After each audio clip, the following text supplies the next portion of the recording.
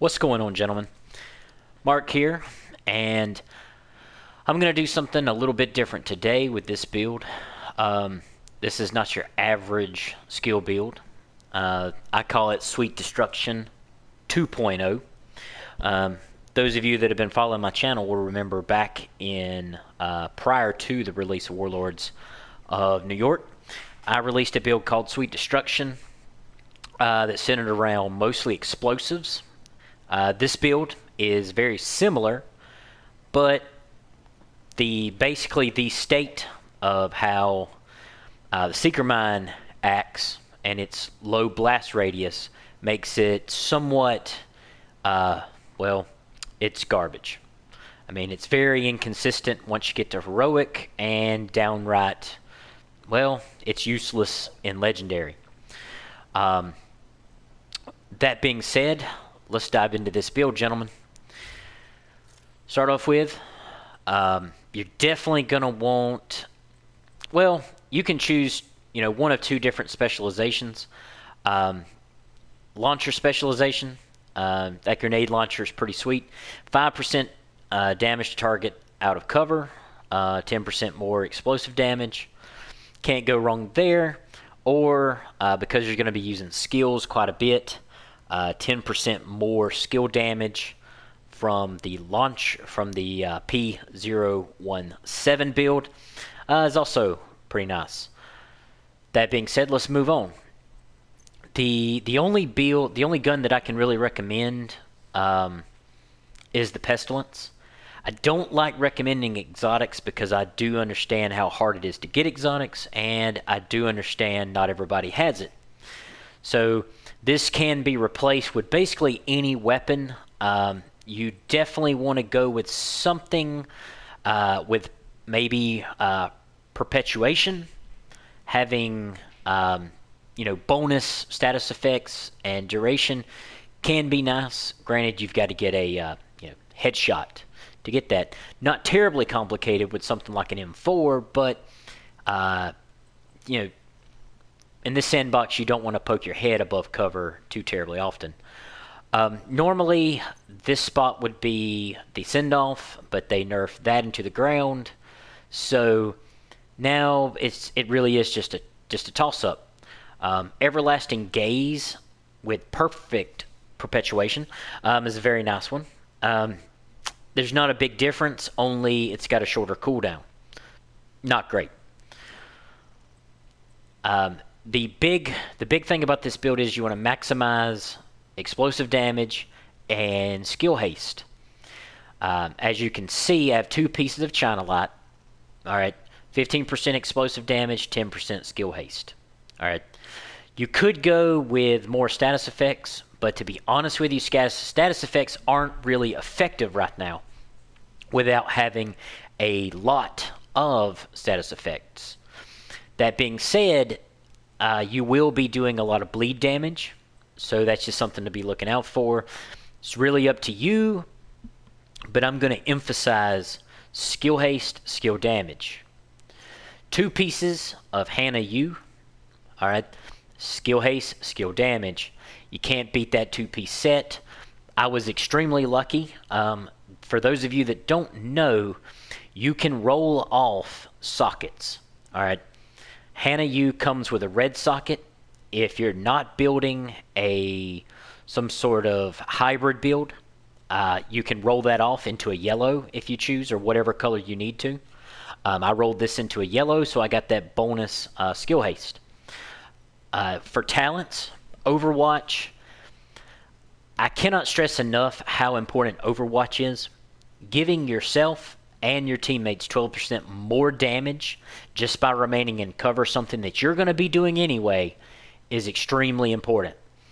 The only other talent that I might recommend is Kinetic Momentum. When you're in combat, you start building stacks. You toss your skill out, starts building stacks. Each stack, up to 15 stacks, gives you 15% more damage. Lo and behold. Now, that can be stacked on both. That has to be built, rather, on both skills. So just because you toss one skill out doesn't mean the other skill is going to be building those stacks, and vice versa. One piece, Wyvern Wear, skill damage, skill haste. You're going to get that 10% bonus skill damage. Need I say more? The big thing here is Acosta's Go Bag. In the previous sandbox, the big thing was the BTSU gloves. So far, and unless they change skills dramatically, the go-to exotic for skill builds is going to be Acosta's Go Bag for damage. All right. So you might ask why? Well, for one, you can get a decent roll of skill damage, skill haste on it with another socket of skill haste. Scroll on down here. All right, you get one in the hand, which gives you +1 skill tier just for throwing a grenade. And throwing that grenade is just going to give you the grenade back. So you literally have unlimited grenades, it seems like. There is a cooldown of 60 seconds. So you can run out of grenades if this is on cooldown, mind you. All right, second part, 2 in the bag. Oh, and with 1 in the hand, when it gives you that +1 skill tier, if you're already at max skill tier, 6, this will give you overcharge, which all skill builds are looking to. We're looking for a way to maintain overcharge for as long as possible, and maximizing DPS will be determined by how well you're able to manage your overcharge and when you manage it. All right. Second part of this, 2 in the bag, +1 armor kit, +3 grenades, 25% ammo capacity, and you get bonus 10% status effects and skill repair. All right. So the bread and butter, mind you, is going to be the turret. All right. You can go with 2 options. Personally, the artillery turret is going to be the most damage per shot that you can get. That being said, you're going to have to make sure that you get that splash damage, getting as many targets as possible, applying bleed to as many targets as possible. All right. Another option, if you don't want to use, if you're just straight knots fond of the artillery turret, is a sniper turret. All right. Both do very strong damage. Sniper turret is more of a single target, whereas the mortar is more of a multi-target. The artillery turret is basically going to be your bread and butter. You can get a very low cooldown of 8.2 seconds on this bad boy. It whops out 3.1 million damage. And basically with this splash damage, what I like to do is set up shop, mind you. Get me a little nest. And I like to hit guys as they come out of doors, as they drop down off scaffolding, whatever it happens to be. As they enter the room, you're in a good line of sight, and you're able to hit them as they come out, get as many of them to take as much damage as possible. All right, I can't stress to you enough just how important that is. Second skill is kind of a toss-up. I prefer the Hive because with a 2.0 second refill speed at 18 charges, it doesn't do a tremendous amount of damage, but one thing it does do is you can toss this out, and most enemies will not just run through it. They will actually either try to run around it, or it will hold them off while you hammer them with that mortar. All right, this is one of the only skills that they will actually respect. Now, they nerfed our range on it, but another thing that's really cool about this is that if you know enemies are going to be coming out of a gate, you can line that gate with your Hive. Just as soon as they start coming out, they start taking Hive ticks, they start bleeding, it makes them slower. Okay. That being said, once they start slowing down, start bunching up, whatever it happens to be, you start hitting them with that mortar. All right. I can't stress to you enough how important the mortar and Hive are. They are literally, it is just tremendous amounts of DPS. Now, you can swap up the Hive for the Firefly. You can blind them, hold them in one spot. The trap, it's not as good with holding them in one spot, but if you can time it just perfectly, I've seen some people that are extremely, extremely proficient with the shock trap. And guys, I mean, when they're locked in place and those mortars are raining on them, it's like all hell broke loose. They don't know what to do, and they take tremendous amounts of damage because there's no hiding from the mortar. All right, so this is pretty much the build, gentlemen. I'm going to include some footage of it in action.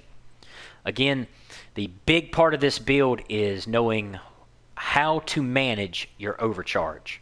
All right, and that's going to be done through a Costas go bag. All right, you're going to be tossing out them grenades. A big, huge amount of DPS can be gained from toss out your hive. Just as soon as it runs out, toss a grenade. All right, what that does is going to send it into overcharge. That hive is going to come down. All right, so what's that going to do? All right, so you come down, overcharge, it's going to give you +6 charges, and it's going to give you 300% skill haste. The only problem with that is, all right, 300% skill haste is going to lower that refill speed to 1 second. All right, so you're only going to be able to get back 15 charges. That's it. That's the maximum amount that you can get back in that time period. You know, you only get overcharged for 15 seconds. All right, so once you get overcharged and you start getting those back, toss it out again just as soon as you get as many charges as you can get. All right, this has saved my life more times than I can count. All right, being able to do 18 million damage, throw a grenade, possibly get another million damage out of that, then turn around and toss the Stinger Hive again, and you get another 15 million damage out of that. And gentlemen, this can happen in literally 10 seconds, maybe 12, 15 seconds at the most. I mean, boom, you've done 30 million damage. On top of that, while you're doing this damage, you can also still be hitting the targets with your mortar. That being said, we need experimental blend, 4% more damage. Basically, you can go whatever you want to do here. The battery pack gives you more health. If something wants to kill any of your skills, nothing's going to stop it. Your skills do not have enough health on them to actually survive anything. I don't know why they did that, but I mean, when a guy can run over and boot it, I mean, just literally give you the laziest kick on earth and it one-shots it, there's not much you're going to do, gentlemen. All right. And then you got to have nitroglycerin mixture, +4 stinger charges. For whatever reason, the more charges you stack, the lower your refill speed. Why that works like that, I don't know. Why they decided that works like that, still don't know. I haven't heard a good answer out of that yet. For your turret, all right, there's not a lot going on here, gentlemen, for the turret. All right, one of the reasons why the artillery turret is so good is because with the specialization, you get plus 10% damage, which right now is the best in the game. You want the +1 mortar ammo, or you can do the +1 sniper ammo, depending on what turret you chose. All right, and last but not least, skill haste. Why not? I mean, 7.3% skill haste is not going to do a whole lot, but it will shave off probably 0.3, 0.4, 0.5% skill haste. Actually, it's 0.6. That's what it shaves off.